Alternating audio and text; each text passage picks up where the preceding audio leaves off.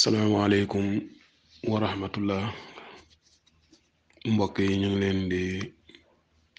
ziyaara ñu ngi leen di nuyu itam ku ci nekk ñu ngi seet nu def di ko ñaanal yàlla te di sàkku ngeen ñaanal ñu yàlla. ñu ngi gërëm ñëpp ci topp gi yitte gi ngeen di def léeg-léeg ci xëy na di ñu encouragé ak jéem a jokkoo ak ñun ñaan yeeg yëpp ñu ngi ci sant yàlla ñu ngi leen ci sant bu baax a baax a baax lépp loo xamante ni ñaanal ngeen ñu ko itam yàlla na yàlla delloo leen ñaan gi ci defal leen itam yéen it lu ni mel ci barke yonent bi sallallahu alayhi wa sallam. tey nag dañ dikk ak yéen ci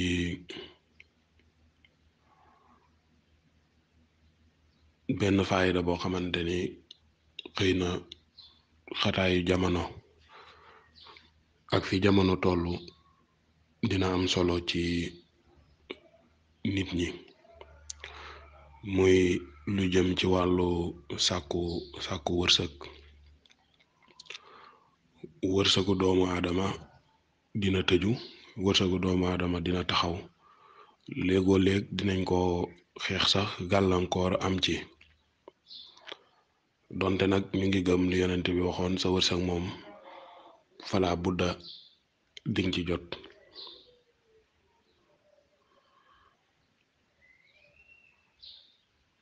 xeex ak gàllankoor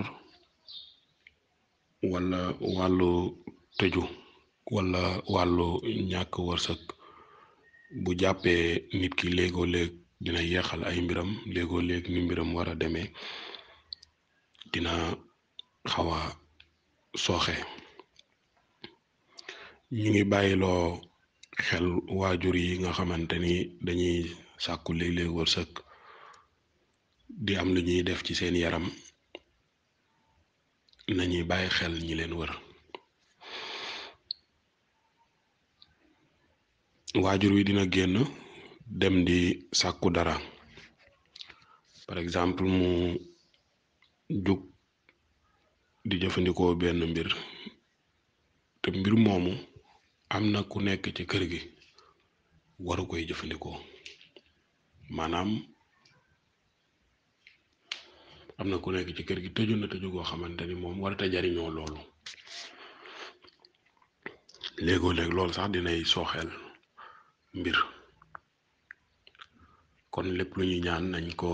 ñaanal suñuy njaboot, nañ ko ñaanal suñuy ñoñ yi nga xamante ni xëy na war nañ ko mën a jëfandikoo. ñu bari nag ñu ngi ñuy interpellé ci wàllu nopp, lu tax xëy na daal defuñu ko ñi ci des.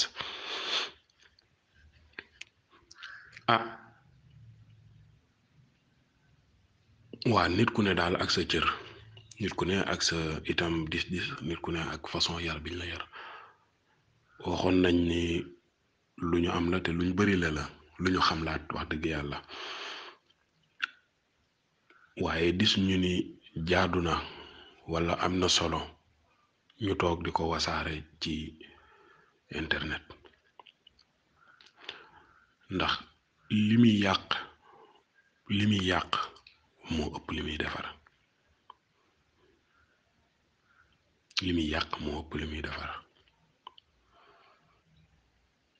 ndax ki ci mën a tombe jël ko fekk doomu jàmbur ju toog ci sagoom mu fexe ba tàqale kook sagoom foowee ko, bu boobaa na nga xam ne am nga ci part de responsabilité bu rëy.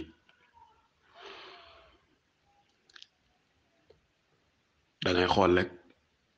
ni buñ la ko defoon ndax dina la neex, dangay xool rek ndax bu sa rakk bu jigéen subiroon les effets de ce secret ndax dina la neex. kon yu demee noonu dafa fekk ni dañ koy bàyyi xel moo tax ñuy moytu yooyu kontruñ kenn nag ku koy def mën nañ sax màndu ci ñoom ndax xëy na ñoo xam la tax ñoom it ñuy def waaye ñun lii moo tax defuñu liñ gis daal mu am solo ci nit ñi mooy lu leen aar ak lu leen yokk ci seen wàllu àdduna xëy na léegoo léeg lu leen jubaleeg ñañu nekkal ak lu leen defal ak yëkkatiku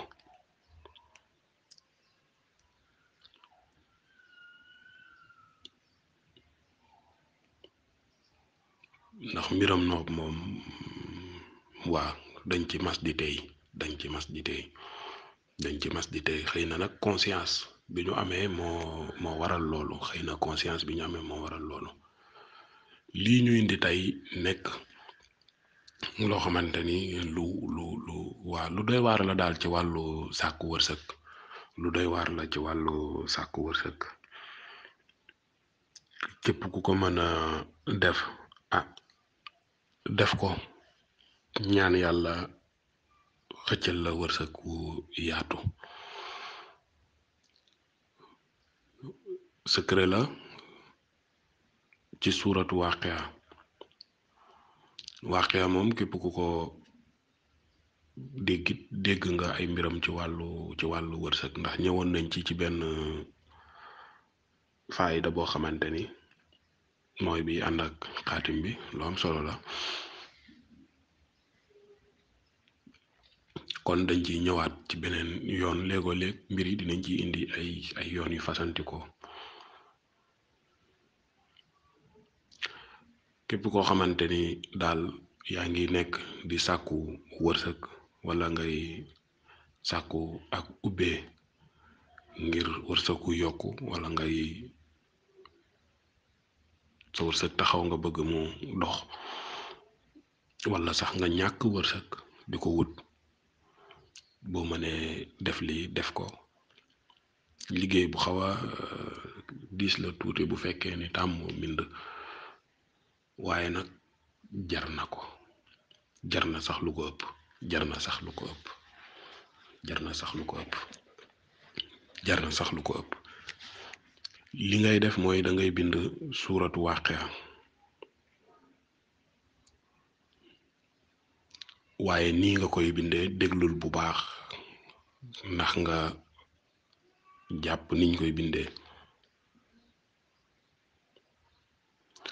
suuratu waaqia bi benn yoon nga koy bind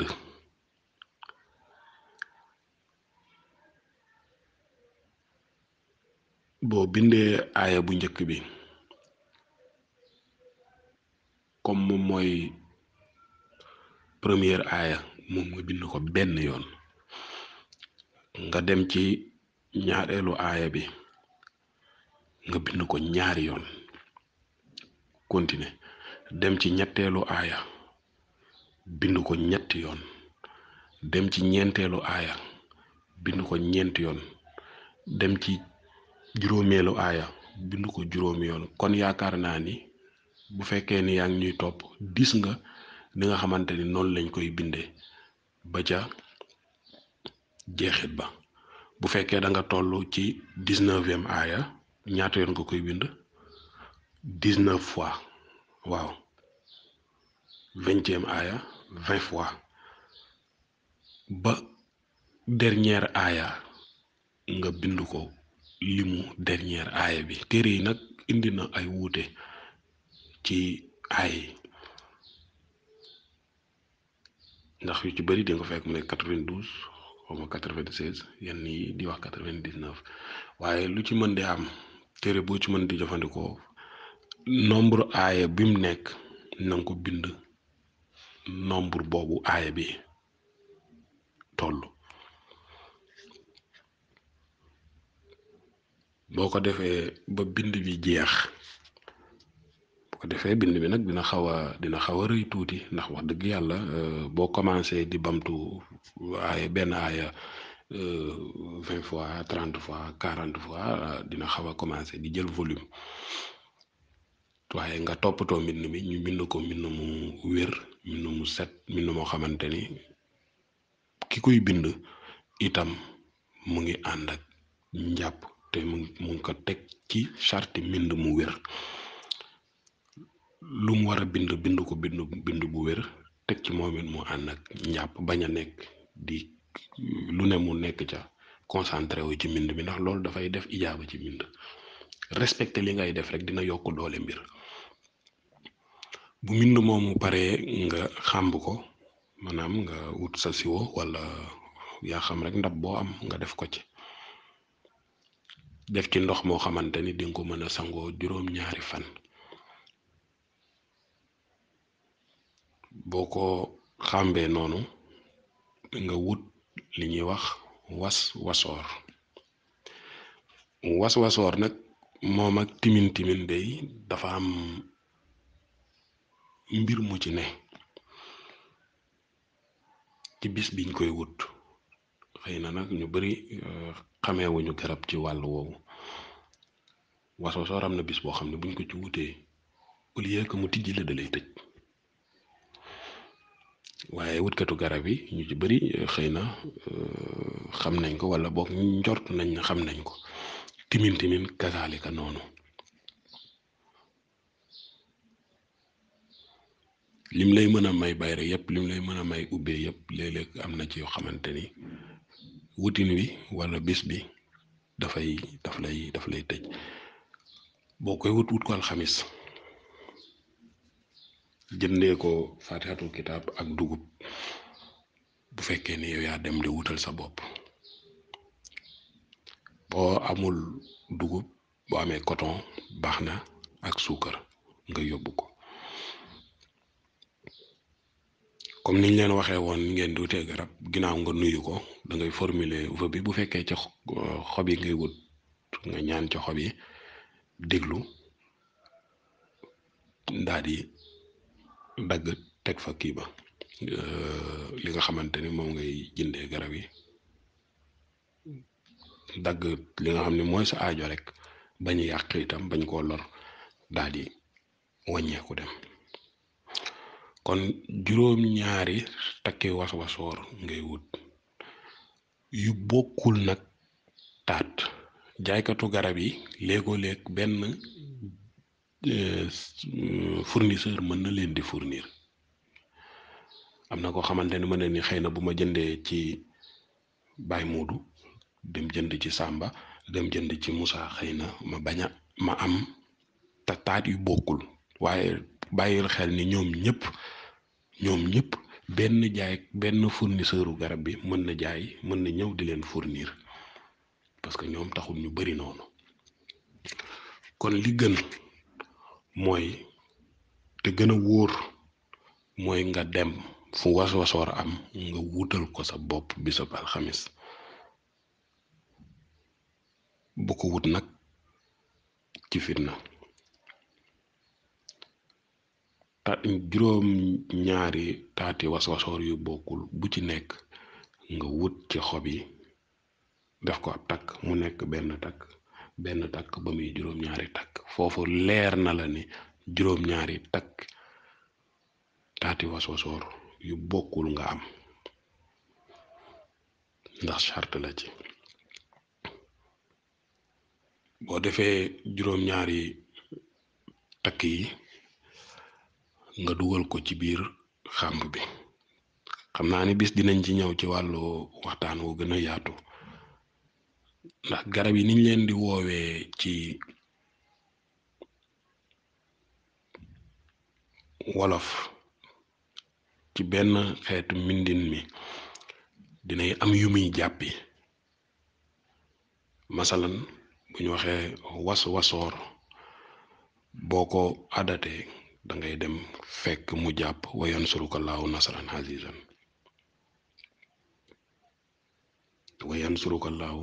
azizan nga dem ci tan par exemple boo ko adatee da ngay dem fekk mu jàpp xasbunallahu wa nixmal wakiilu nga dem par exemple ci wen boo ko adatee da ngay dem fekk mu jàpp 66 di allahu nga dem ci new kasaalika da ngay fekk mu jàpp 66 moom it di allahu demit noonu garab gu ne di nga fekk mu tolloog turu yàlla wala nga fekk mu tolloog dogit ci aaya alxuraan wala nga fekk mu tolloog aaya alxuraan bu sotti ni ñoo xamante ni nag ñàkk xam loolu dina leen yóbbu ci ñu naan garab yeeg wàllu sunguf ak wàllu nangam moo gën a gaaw nangam alxuraan dangaa tasewut ak ku am ijaaba ci alxuraan rek seede yàlla boo tasee ko am ijaaba ci alxuraan da nga xam ni doole yamut rawatina nag ki nga xamante ni lim yor daf koy day jël alxuraan xam lim war a àndal ci wàllu garab ak gàncax di leen boole nim leen war a boolee kon loolu xam naa ni dinañ ci dikkaat incha allah ci nu mu gën a yaatoo bàyyiloo ci ñenn ñi xel loolu moom pour xëy na suñu sëriñ si lay gën a mën a jariñ xëy na dina yee nit ñi waaye ñoom lay gën a mën a jariñ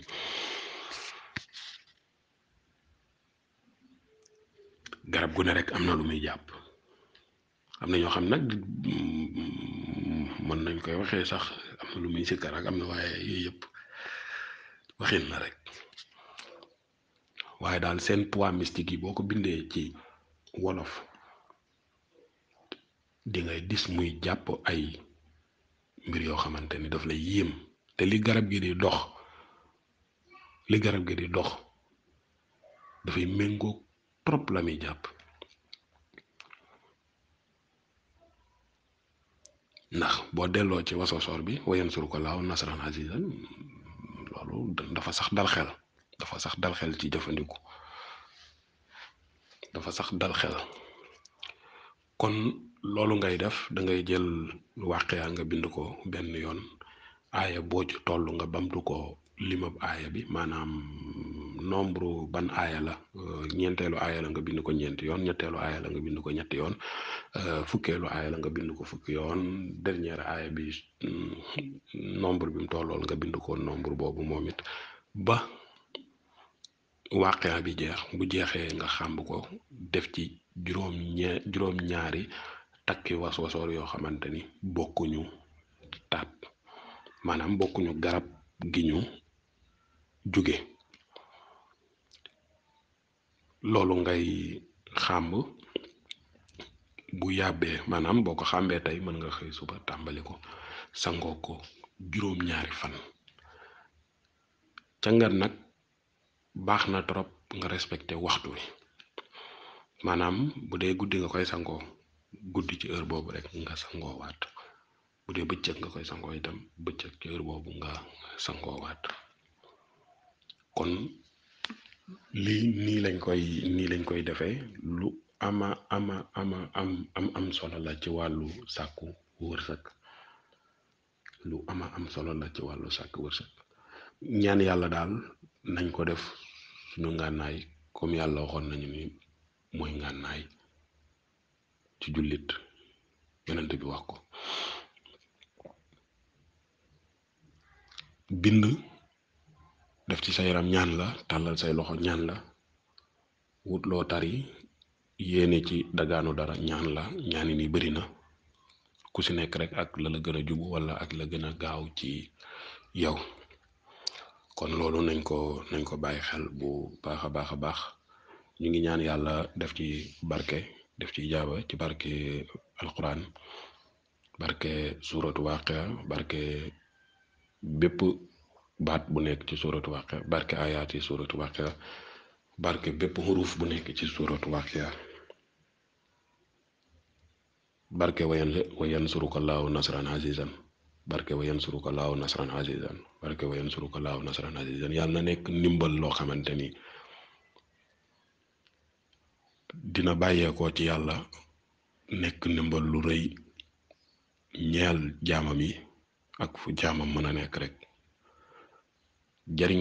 goo xamante ni xëy na ëpp na sax ñun liñ ci war a mën a njort wala liñ ci war a mën a xalaat donc on va essayer de traduire ça en français, même si ça serait difficile de donner le nom Waswasor en français. Mais comme toujours, on va essayer de le mettre sur la photo, le nom scientifique. Donc, ça serait facile de comprendre pour ceux qui ne comprennent pas la langue Wolof. Ce qu'il faut faire, c'est pour une grande ouverture financière. Ce qu'il faut faire, c'est écrire le Surat Waqia juste une fois, mais il y a une façon de l'écrire. Si vous voulez le faire, il faut écrire le Surat Waqia. Le premier ayah, vous l'écrivez juste une fois. Le deuxième ayah, vous l'écrivez 2 fois. Le troisième ayah, vous l'écrivez 3 fois. Et ainsi de suite, ainsi de suite. Le 10e ayah, vous l'écrivez 10 fois. Le 15e ayah, 15 fois. Donc, vous comprenez jusqu'à la fin du surat. Une fois l'écriture terminée, tu prépares ça en nasi et tu recueilles l'eau bénite et tu cherches sept tas de feuilles de waswasor qui émanent de 7 arbres de waswasor différents. Le waswasor, on va essayer de le mettre dans la photo pour que le nom scientifique, pour que vous puissiez comprendre. Mais il faut 7 tas de 7 arbres différents de waswasor. Donc, mieux vaut essayer de le trouver soi-même que d'essayer d'acheter avec ceux qui vendent les feuilles et les racines. C'est pas prudent parce que quand c'est avec le même fournisseur, c'est pas sûr. Ou du moins, vous dites au vendeur de dire au fournisseur de lui trouver 7 tas de waswasor émanant de cet arbre et spécifiquement ça serait payant parce que c'est un peu compliqué, c'est un service. Bon, il vous dira peut-être combien il vous le fera, mais ça vaut le coup. Une fois le nasi terminé et que vous avez les 7 tas de feuilles de waswasor, vous mettez les 7 tas dans le nasi et vous laissez mélanger et vous lavez avec 7 fois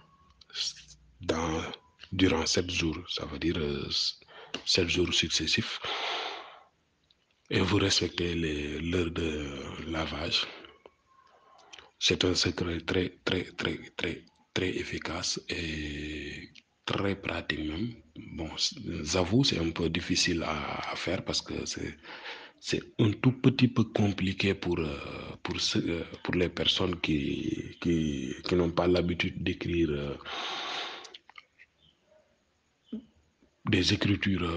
un peu longues parce que l'écriture serait un peu volumineuse. Et pour trouver aussi l'état de Waswasor, c'est aussi un peu compliqué, mais quand même, ça vaut le coup. Donc, bon sens. Et on vous conseille vivement de le faire. Bon, tout à l'heure, on a un peu abordé un domaine très spécifique dans le Asrar, mais on y reviendra sur une vidéo de manière plus large pour l'initiation de certaines et pour l'éveil d'autres. Donc, on disait tantôt en Wolof que les arbres en Wolof, les racines, les feuilles et tout, leur nom ou bien certains trucs qu'on utilise, leur nom en Wolof, écrit avec des lettres arabes, coïncident de manière, bon, on ne peut pas dire aléatoire, de manière scientifique, au poids mystique de certains noms de Dieu ou au poids mystique de certains ayats ou de certaines parties de ayats. Par exemple, le waswasor qu'on utilise dans ce secret,